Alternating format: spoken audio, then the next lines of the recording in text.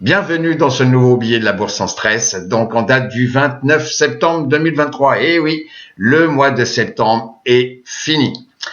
Alors, revenons sur nos formations. Donc, niveau 1, du 4 novembre, samedi, jusqu'au mardi 7 novembre, avec 2 jours de pratique, puisque les marchés seront ouverts le lundi et le mardi 7. Où ça? À l'hôtel Atrium, donc juste à côté de l'aéroport Charles de Gaulle. Bon. Également à niveau expert, donc, qui aura lieu le week-end, donc, du 11 et 12 novembre. Où ça? Toujours au même endroit. Donc, hôtel Atrium, donc, juste à côté de l'aéroport Charles de Gaulle. Vous avez besoin d'une info? Vous souhaitez nous contacter? Contactez Michael. Eh ben, c'est simple. La bourse sans stress @gmail.com. Bon.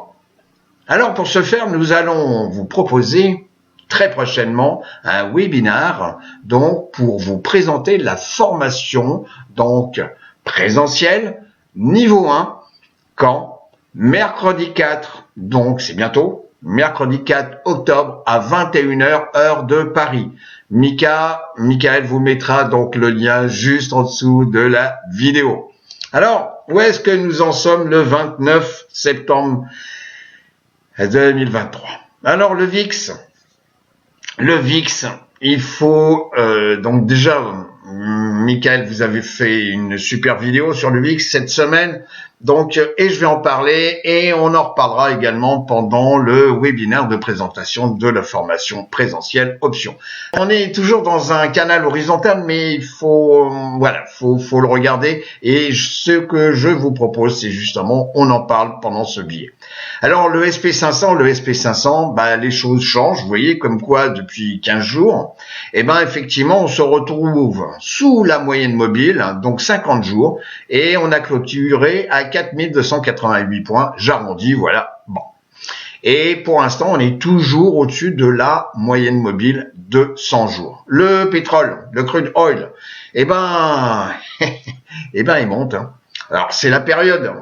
Il a noté que la fin d'année, d'une façon générale, l'énergie, le pétrole ont une tendance haussière pour la fin d'année. Il fait froid, le chauffage, voilà, bon. Donc, on est à 90,77 $ et on vient donc de titiller les plus hauts de novembre 2022. Bon. L'énergie, donc l'ETF, donc XLE, qui est adossé sur l'énergie d'une façon globale, on vient de clôturer à 90,39 $, donc également les plus hauts de 2022.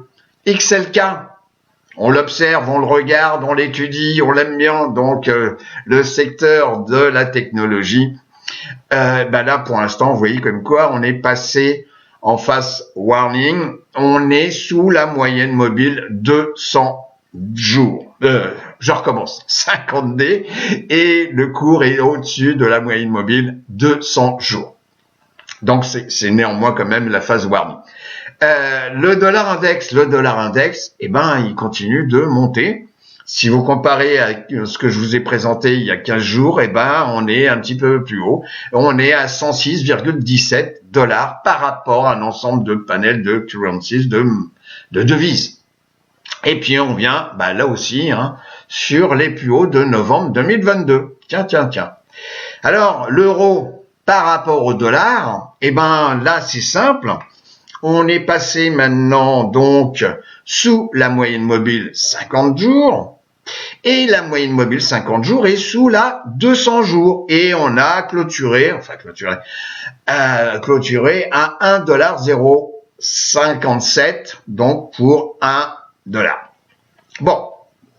Donc, si vous voulez, l'euro, c'est pas forcément la bonne monnaie qu'il faut avoir aujourd'hui. Donc, j'espère que ceux qui ont un compte de trading, sont passés, pour ceux qui traitent bien sûr le marché américain, sont passés en devises, en dollars depuis un temps certain, comme on dit. Alors, le Bitcoin, nous sommes pas une chaîne qui parle, il y en a déjà beaucoup, alors je vous l'appelle. Mais en tous les cas, comme je vous l'ai dit à chaque fois, c'est un indice, un indicateur de sentiment des investisseurs. Et là, effectivement, on est remonté. On est toujours sur un range. Il y a 15 jours, je vous parlais d'un support. Et là, on est dans le range. Et puis, l'or. Eh ben, donc, l'or a pris une petite baffe, surtout vendredi le 29. Et donc, on est passé à 171,45 $. Donc l'ETF, GLD, et on a cassé le range que je vous avais déjà montré plusieurs fois, donc 184 $, 175. Et on l'a cassé et on a une belle bougie rouge vendredi 29. Et puis les taux d'intérêt, alors l'écran n'est pas assez grand, les taux d'intérêt donc à 10 ans, on continue de monter, on est à 4,57% de taux d'intérêt sur 10 ans. Donc ça aussi c'est un indicateur important, c'est les taux d'intérêt adossés bien entendu à l'inflation, à l'économie, et c'est pour ça que voilà, donc il faut être attentif et être prudent actuellement. Alors, concernant le VIX, on va l'approfondir tout à l'heure, mais vous voyez comme quoi on est toujours dans le range. Alors, on a essayé de casser ici, donc on est en bougie daily, la résistance à 18,40 que j'ai définie moi-même. Chacun peut apporter un autre niveau de résistance, mais c'est mon niveau de résistance, 18,40. Et puis, on a une zone de support 15,07. Alors, on avait essayé de le casser à la baisse. Là, on était vraiment, on va dire, dans la tranquillité, etc. Et puis là, du moment où on s'approche des 20, il y a un peu d'émotion. On va appeler ça comme ça. Donc, on a clôturé à l'intérieur de ce canal horizontal. Mais par contre, chose intéressante, on a clôturé au-dessus de la moyenne mobile ici, donc mon fil conducteur, 10 jours. Et là, 10 jours a croisé à la hausse, là, 50. Et ici, la 50 a une tendance à changer d'orientation. Ici, un peu baissière, ici, un peu flat. Et puis, donc, il faut faire attention au VIX, qui est votre ami et également votre ennemi. Donc ça, on voit ça pendant les formations. Alors, là, les Nice FANG, donc je vous rappelle, c'est un panel de sociétés qui font partie des FANG, Amazon, Netflix, on va pas tous les voir, Apple, etc., Microsoft, voilà. Donc là, on a testé ici donc des résistances, une zone de résistance que nous avions vue donc en 2022. Et puis là, réjection des prix. Trop cher, mon ami, trop cher. Et là, puisque le mois est fini, on a une belle bougie, donc rouge, qui préfigure. Je ne suis pas Irma, je n'ai pas ma boule de cristal en vous disant il va se passer ça, mais tous les cas, il y a un phénomène d'aimant où on risque de revenir déjà tester ici. On est en bougie mensuelle, d'accord? De revenir ici tester la moyenne mobile 10 mois. Ou revenir tester cette zone support ou résistance, ça dépend où on se situe, relativement importante à 6127 points pour cet indice. Alors, la ventilation en fonction de la capitalisation. Donc, vous voyez que ce mois-ci, alors que jusqu'à présent, je vous disais que les mégas, les larges, c'est ce qui montait le plus, etc. Et on le voit bien ici sur 6 mois, et on le voit bien depuis le début d'année. Mais en tous les cas, ce mois-ci, c'est une phase de retracement pour les mégas et pour les larges. Donc, je vous rappelle, je vous ai mis là la capitalisation en fonction donc du méga, large, etc. Et puis également pour les middle, pour les nano, pour les small. Donc, tout le monde a retracé pour ce mois-ci. Au niveau de la réaction donc de cette semaine, on voit comme quoi il y en a 3 qui tiennent, c'est les middle, les nano et les small. Alors, on revient là-dessus, donc ce sont 2 ETF, donc un VUG adossé sur les valeurs de croissance et VTV adossé sur les valeurs value.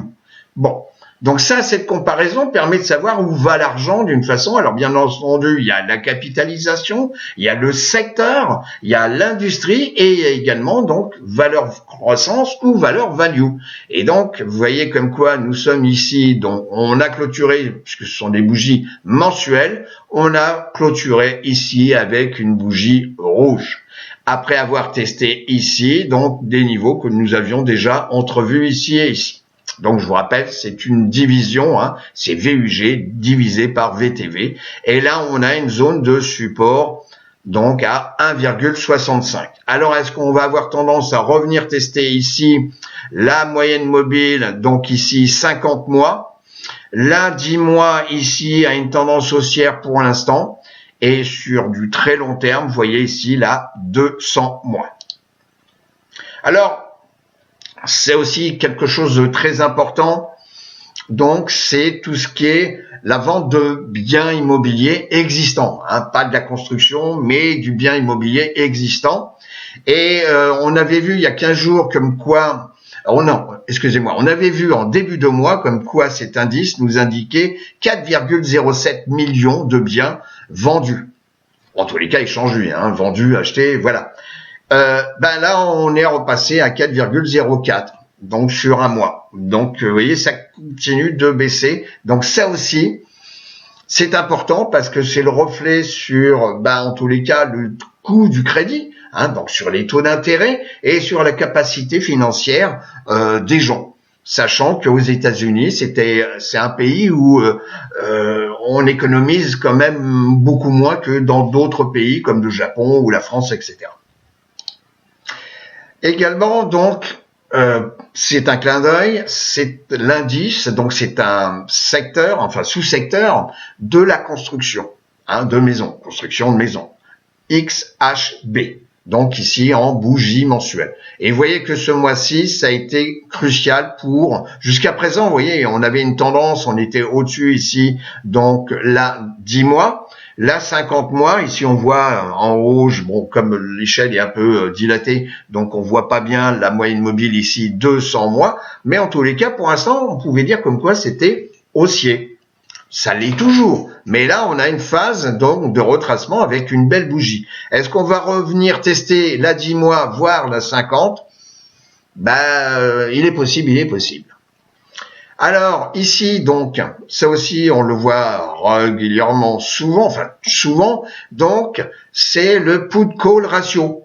Donc c'est le ratio entre ceux qui achètent un put pour protéger leur portefeuille ou leurs actions, et puis l'achat de call, c'est donc l'espoir comme quoi les marchés, le cours de l'action aille vers le nord. Donc là pour l'instant vous voyez comme quoi le put-call ratio ne fait que monter. On a clôturé à 0,73 ici, donc cette semaine. Et ce qui est à noter, c'est que les points bas sont toujours plus hauts. Alors, je dirais attention. Même si on a un MACD ici qui a une tendance où la ligne de signal, enfin le MACD est sous la ligne de signal. Bon, en tous les cas, et puis le RSI, et donc il est dans la zone de neutralité. Pour l'instant, vous voyez comme quoi les plus bas sont toujours plus hauts. Alors, quelques news. Alors donc, quelques news, donc vous avez un certain monsieur Gunlach, où effectivement il avertit comme quoi le Nasdaq et puis le SP500 ont fait respectivement 16% et 31% cette année, enfin depuis le début d'année, etc., et que peut-être effectivement on risque de rencontrer un léger souci sur les marchés. Bon, alors, pour étayer un petit peu, non pas son avis, mais pour donner des informations relativement intéressantes, c'est que ici, vous avez les cartes de crédit. Aux États-Unis, les cartes de crédit, qui sont pas de cartes de débit, mais des cartes de crédit, sont énormément utilisées dans la consommation.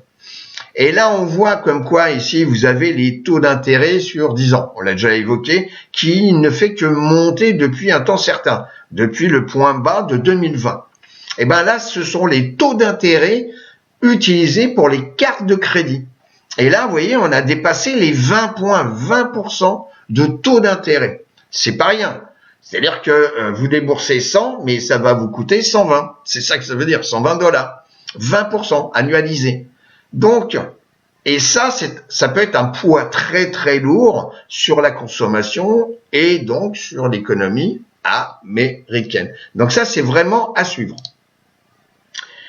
Donc, ça aussi, c'est une petite nouvelle qui peut être intéressante à garder en mémoire, puisque Intel actuellement, et INTC, a tendance, après avoir testé un support, une tendance haussière. Combien de temps ça va durer? Mais en tous les cas, il y a des fondamentaux, et les fondamentaux, c'est que, puisque là, l'année dernière, 2022, ça a été l'année de AMD, le concurrent. Et là, Intel se réveille parce qu'il va proposer d'intégrer 10 fois plus de transistors sur la même unité de surface. Et donc, ça pourrait dire que Intel redevient un acteur et un leader majeur dans les semi-conducteurs. Donc, c'est à suivre. C'est pour ça que je partage avec vous cette information. Et puis, là aussi, le conglomérat, donc Tata, qui a plusieurs activités, il n'y a pas que les voitures. Alors à noter aussi que sur le marché indien, Tata Motors vient de faire un plus haut d'1 an. Hein. Donc voilà. Alors ceux qui veulent traiter le marché indien, etc. Mais en tous les cas, petite information, Tata Motors vient de faire un plus haut d'1 an. Donc là, c'est Tata Group qui a plusieurs, c'est un peu comme GE sur le marché américain, il y a les moteurs pour les avions et puis il y a les centrales nucléaires et puis ils ont plein d'activités.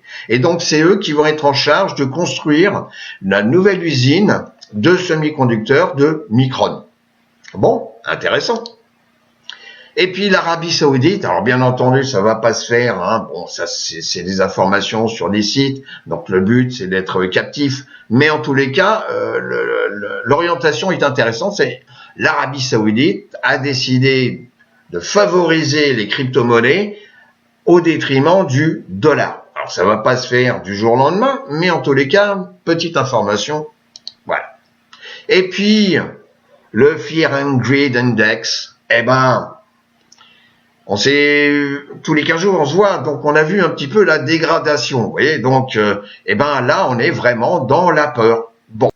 Retour sur la saisonnalité. Donc, au mois de septembre, 50%, donc je vous rappelle ce que c'est un tableau qui va de 2009 jusqu'à 2022, nous avons 50% des probabilités pour qu'au mois de septembre, on finisse plus haut à la fin du mois que nous avons commencé au début du mois. Donc, on va voir ça tout de suite.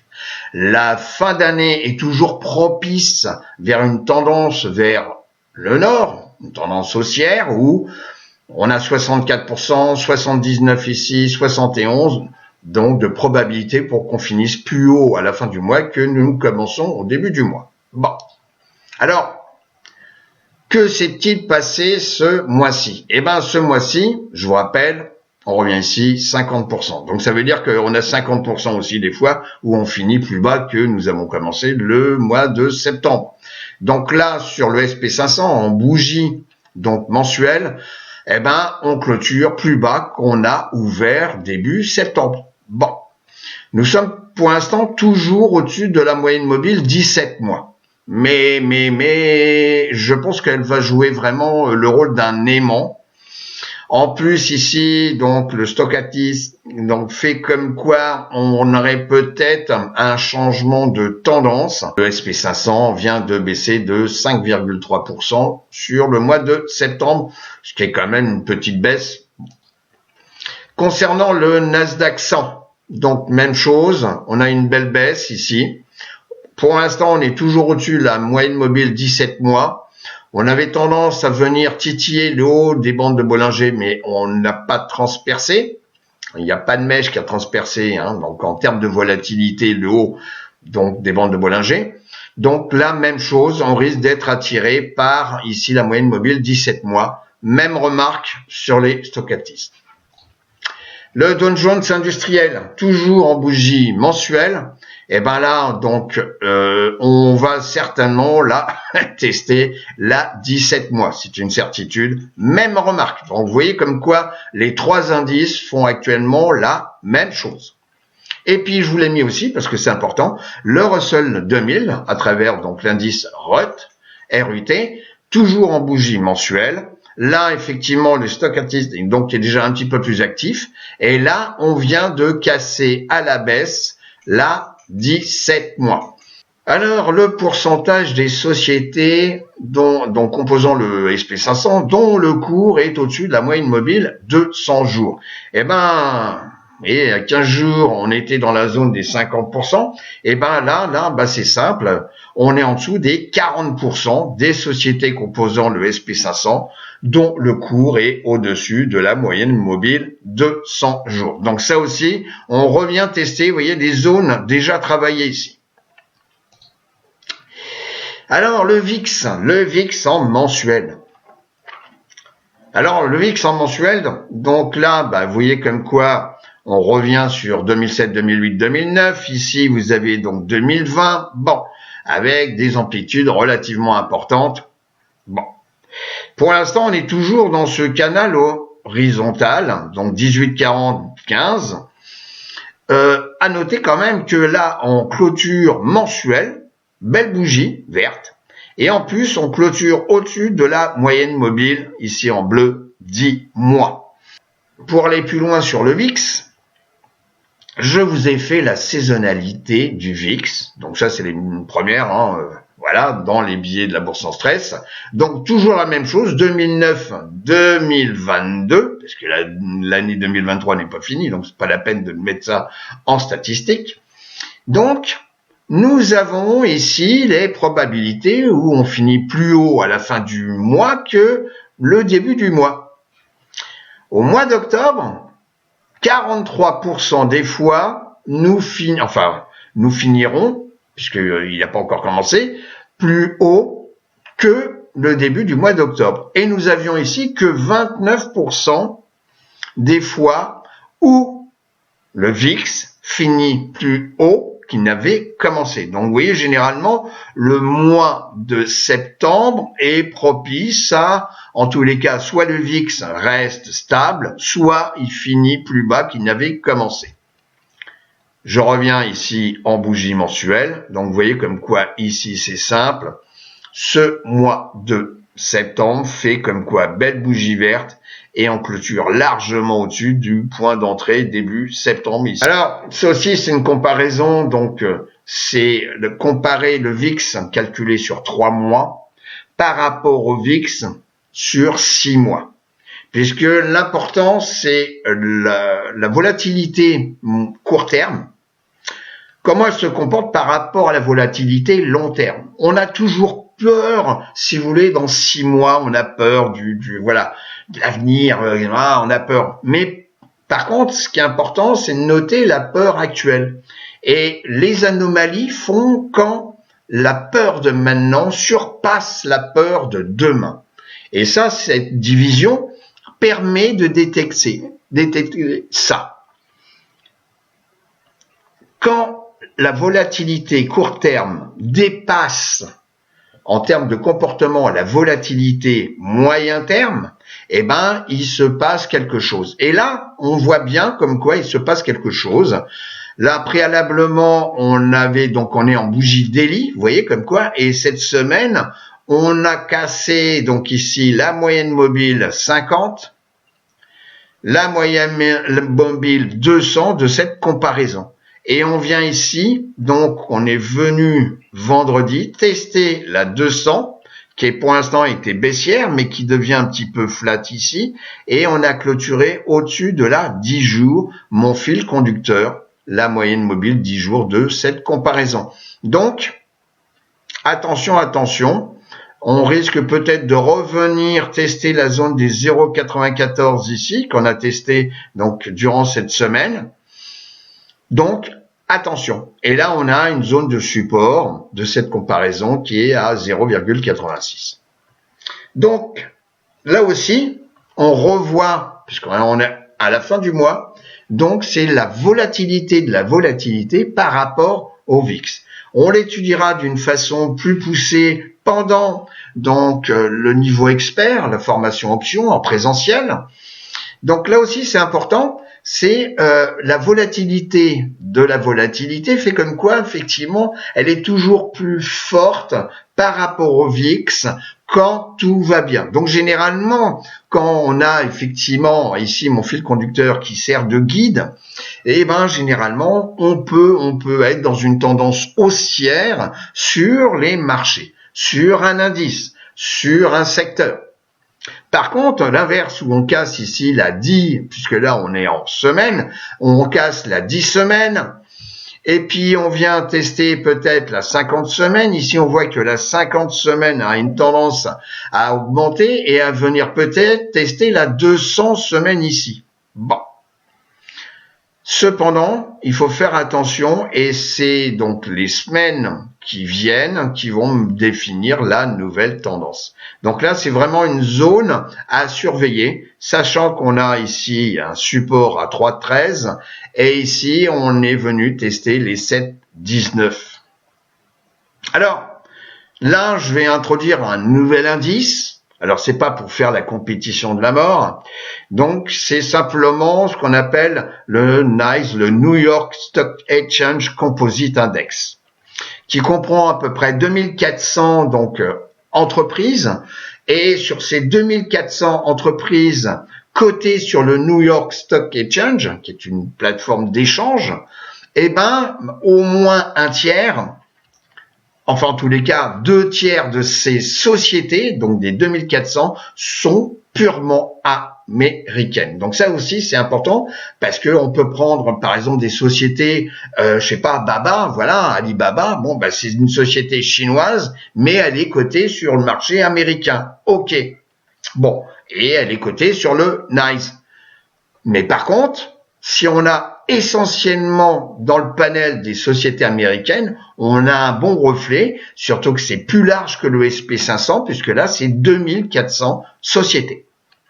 Donc là où on a clôturé donc cette semaine donc à 15 398 points. Bon, j'enlève les points 21, hein, ok. Avec ici une tendance négative puisque on a clôturé, on est en bougie ici hebdomadaire, hein. On a clôturé sous la 10 semaines et on vient de casser la 10 semaines. Cependant, on a ici une ligne de tendance et c'est cette ligne de tendance qui est ici par rapport au point bas ici qu'on a, donc en 2022. Et puis, pour l'instant, on notait comme quoi les points bas étaient toujours plus hauts. Et les plus hauts étaient toujours plus hauts que les anciens plus hauts. Est-ce que ça va changer? C'est justement ça qu'il faut suivre dans les jours prochains. Ou bien ça, on va dire comme quoi, en hebdomadaire, c'est on va dire, un marteau, mais en réalité, c'est pas un marteau. Est-ce que on va avoir réellement un rebond sur cette ligne de tendance haussière? Alors, là, même chose, on est en 6 mois. Donc, ce sont les secteurs de la roue, les secteurs. La roue sectorielle a, en tous les cas, un petit peu moins de secteurs. Donc, il n'y a pas le real estate, par exemple. Bon. Alors là, c'est intéressant, puisque on note comme quoi, sur 6 mois, vous avez ici le SP 500. Bon, donc c'est notre élément, hein, donc sur 6 mois, il est quand même positif. Et ici, donc sur 6 mois, vous avez ici XLY, les discretionary, les services de communication, qui est le secteur qui performe sur 6 mois. Ici, vous avez la technologie, ici les industriels et les matériaux de base, qui normalement devraient se suivre. Elles se suivent un peu, donc positif légèrement. Donc pour les matériaux de base sur 6 mois. Ici, l'énergie, c'est plus la peine d'en parler, on voit bien comme quoi depuis un temps certain, l'énergie est quand même un secteur performant. Et puis ici, celui qui performe bien à peu près, c'est les financières. Et puis là, un tout petit peu, moins de 2%, la santé. Par contre, ceux-là, ils sont négatifs. Alors, si on regarde maintenant sur 3 mois, sur 3 mois, donc, ce qui vient de se passer en août et en septembre, par rapport au mois de juillet, qui était un beau mois, vous voyez comme quoi sur l'ensemble de ces secteurs, il n'y en a qu'un qui est franchement positif, c'est l'énergie. On est négatif sur 3 mois sur le SP 500, on est un tout petit peu positif sur les services de communication, et je vous rappelle qu'il y a les jeux aussi, hein, qui sont encapsulés là-dessus. Donc, voilà. Donc, c'est pour ça que le tableau n'est pas complètement noir, mais il n'est pas complètement rose non plus. Alors, nous avons étudié, je vous rappelle, donc il y a 15 jours, donc à travers un screener donc de volatilité sur la volatilité implicite la plus élevée, et nous avons trouvé la société détectée avec une forte volatilité implicite, la société VFS, donc dans l'automobile. Bon, voilà.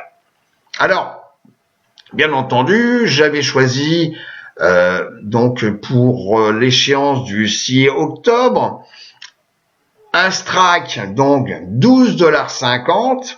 Bon, alors effectivement, on arrive vite, c'est la semaine prochaine, l'échéance du 6 octobre.